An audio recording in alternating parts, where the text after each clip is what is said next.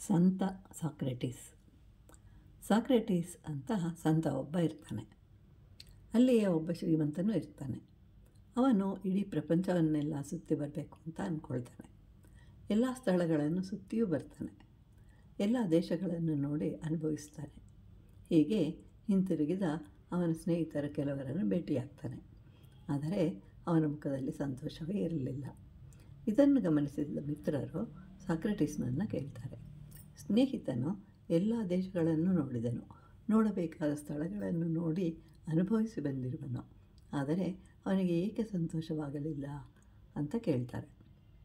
ಆಗ ಆ ವ್ಯಕ್ತಿಯು ಸಹ ಹೇಳ್ತಾನೆ, ಹೌದು, ನಾನು ಏನು ನೋಡಿದರೆ ಮನಸ್ಸಿಗೆ ಹಿತವಾಗುತ್ತದೆ, ಸಂತೋಷವಾಗುತ್ತದೆ ಅಂತ ಭಾವಿಸಿ ನೋಡಿ ಬಂದೆನೋ ಅದು ನನಗೆ ಸಂತೋಷವನ್ನು ಕೊಡಲಿಲ್ಲ, ಏಕೆ ಅಂತ ಕೇಳ್ತಾನೆ.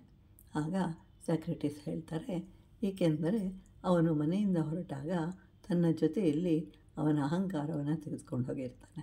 ಅದು ಅವನ ಪಾಲಿಗೆ ದೊಡ್ಡದು, ಉಳಿದದ್ದು ಸಣ್ಣದು.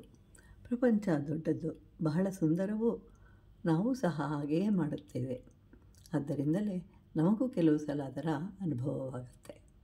ಕೃಷ್ಣನ ಕೈಯಲ್ಲಿ ಕೊಳಲಿದೆ. ಅದನ್ನು ತುಟಿಗಳ ಮಧ್ಯೆ ಇಟ್ಟಾಗ ಸುಂದರವಾದ ನಾದವನ್ನು ಮಾಡುತ್ತೆ.